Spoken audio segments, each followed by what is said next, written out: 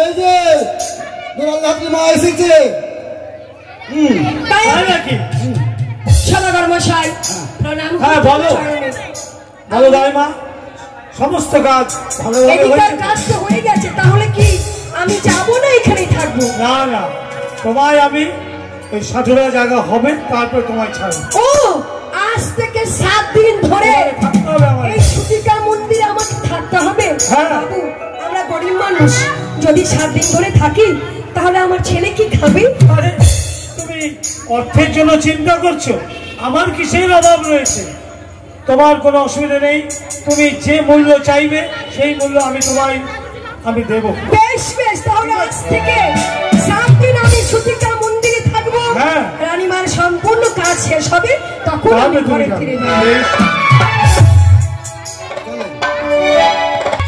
আনন্দ সংবাদ, আজকে চাঁদের ঘরে চাঁদ উদয় হয়েছে।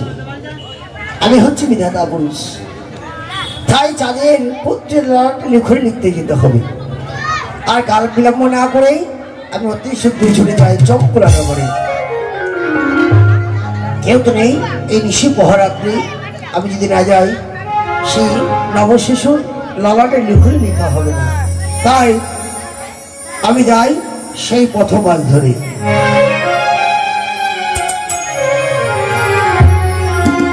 দেখতে পাই সেই বিধিলিপি চলেছে চাঁদের লয়ে, তাই তো বিলম্ব না করে আমি এই পথে ছুটে যাবো। আমি সেই বিধিলিপির নিকটে নাগের আসনে নাগের ভূষণ পরিত্যাগ করেছি, আমার কথা মতো সেই বিধিলিপির কাছে ওই বালা নলাতে লিখন লিখতে হবে। তাই বিলম্ব না করে এই মতে ছুটে যাবো আমি বিধাতার নিকটে।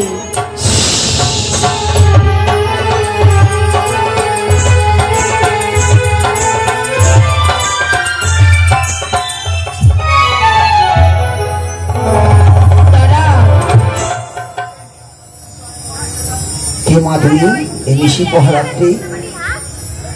আমি কে? হ্যাঁ আমি এক ব্রাহ্মণী। ব্রাহ্মণী? হ্যাঁ।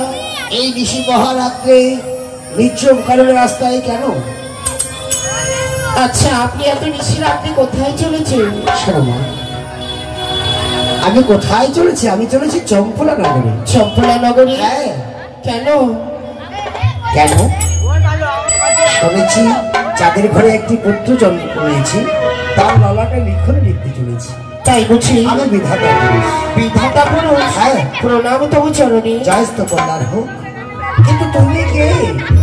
তুমি এইভাবে আমার এই নিশি পহরাত্রি পথ মাঝে দাঁড়ালে? তবে আমি দেখাবো আমি কে। বেশ অবশ্যই।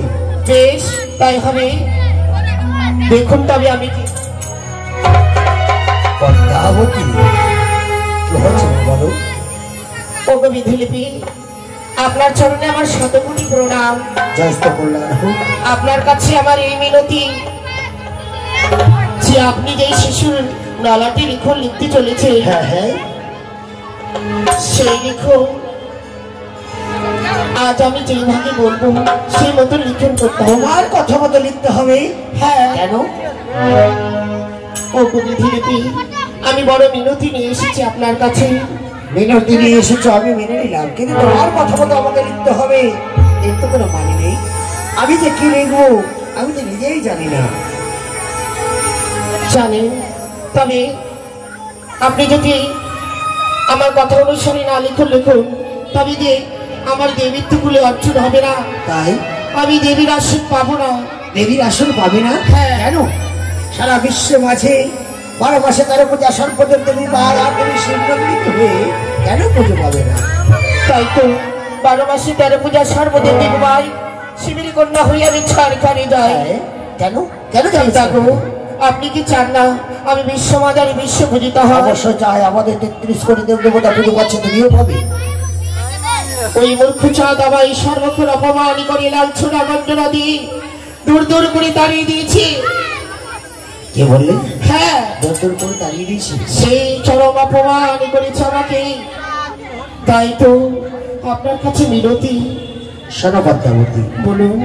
আমি চলেছি চম্পলা নগরে। আমি যে নবকুমারের ললাটে কি লিখবো সেও নিজেও জানি না। আমি বাম হস্তে বই মুখ হয়ে লিখে লিখি, তবে তোমার কার্য মনোবাসনা পূর্ণ হবে। একটি কাজ করতে পারবে। কি কাজ বলুন? তোমাকে দুষ্টা সরস্বতীকে স্মরণ করতে হবে। দুষ্টা সরস্বতী যদি এসে আমার কলমে ডুবাই সোয়ার হয়ে লিখে দেয়, তাহলে তোমার মনোবাসনা পূর্ণ হবে, না হলে হবে। বিধিলিপি, হ্যাঁ, আমি যদি বলে দিই আপনাকে কি লিখন লিখবে, কি লিখতে হবে? আপনি অনুমতি দিলে অবশ্যই বলবো। বলে ফেলো। শোনেন তবে, তার বয়স হবে মাত্র 12 বছর। কি বললেই? হ্যাঁ, 12 বছর বয়স। 12 বছর বয়স। তারপর 11 বছর 27 মাস 27 দিনে, 11 বছর 27 পঞ্চম দিনে তার হবে শুভ পরিণয় এবং লৌহ বাসনী ঘরে পদ্মার কান্না গেলে হবে তার মৃত্যু। পদ্মাবতী, পিতা গো, আমি বিধাতা পুরুষ। তুমি যেসব গল্পগুলো বললে, তবে এক এক করে চাঁদের 6টি পুত্র নিয়েছ। সে মা, তুমিও মা। তোমার প্রাণে দয়া মায়া স্নেহ ভালোবাসা সবকিছু থাকবে। তা না করে তুমি এমনই কর্ম করছো, তুমি বিশ্বের মাঝে পূজিত হওয়ার যোগ্যতা নয়। পিতা, হ্যাঁ, আমাকে কি করতে হবে? কি করতে হবে? পুজো নিতে গেলে মানুষের প্রতি দয়া দেখাতে হবে, স্নেহ দেখাতে হবে, ভালোবাসা দেখাতে হবে। প্রয়োজন পড়লে কৃপা দৃষ্টি করে পুজো নিতে হবে। পিতা গো, হ্যাঁ, আমি করেছি, সকল ভক্তির মনে আশা পূর্ণ করেছি। যতদিন না ওই চাঁদ আমার জননী পুজো দিয়েছে, আমি বিশ্ব মাদারে বিশ্ব পূজিত হতে পারবো না। শোনো পদ্মাবতী, পিতা, বুঝতে পেরেছি তুমি 12 বছরের জন্য নিয়ে এসছো অনিরুদ্ধ শাকে। হ্যাঁ, এই কথা সত্য, আপনি কি সবই জানেন। তুমি কোনো চিন্তা করো না, আমি আপ্রাণ চেষ্টা করব তোমার কথা রক্ষা। বেশ পিতা, তাই জন্য হয়। আর আমায় প্রাণ ভরে আশীর্বাদ করুন, আমি যেন বিশ্ববাদারে বিশ্ব পূজিত হয়। আমি প্রাণ ভরে আশীর্বাদ করি তুমি বিশ্বের মাঝে পূজিত হও, তাই যেন হয়। দেবীর আসন গ্রহণ করো। বেশ পিতা, তবে আসি পিতা। এসো তুমি।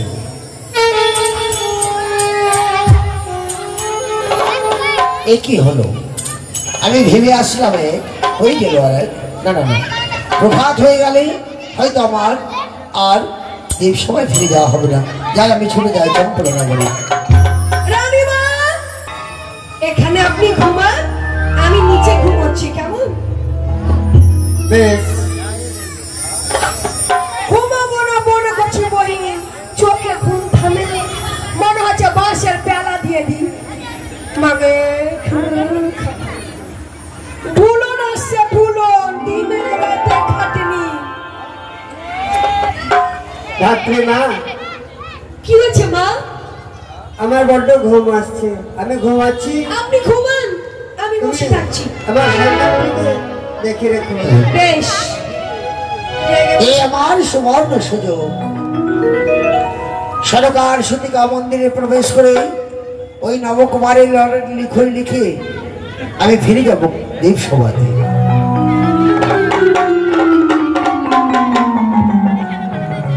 ঘুম আসছে, ঘুম আধা ঘুম আসছে, সবটি ঘুম আসে না। দেখি দেখি দুলালী ধাত্রী প্রথম আজই জেগে আছে। আজকে যদি আমি দুলালী ধাত্রীকে জানিয়ে যাই, তাহলে হয়তো আমার কর্ম সিদ্ধি হবে না। তাই কোথায় নিদ্রা দেবী, একটিবার এসো দুলালী ধাত্রী নয়নে ভর করো। দেখি আমি আর বসে থাকতে পারছি না, কেন না আমি এই মুহূর্তে একটু ঘুমিয়ে যাই। এই আমার সুবর্ণ সুযোগ। দুলালী ধাত্রী ঘুমিয়ে পড়েছি, আমাকে ছলে বলে কলে কৌশলী ললাটে লিখে লিখে ফিরে যেতে হবে দেব সভাতে। একই এতে দেখি সনকা যেন সন্তানকে স্তন পান করাচ্ছে। সন্তান যে স্তন পান করছে, তাহলে তো আমি লিখতে পারবো না। পদ্মাবতী, পদ্মাবতী তুমি কোথায়?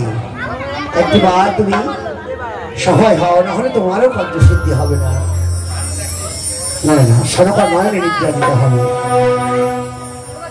ওই তো দেখি সন্তানকে পেছনে রেখে সনকা যেন কর ঘরে ঘুমাচ্ছে।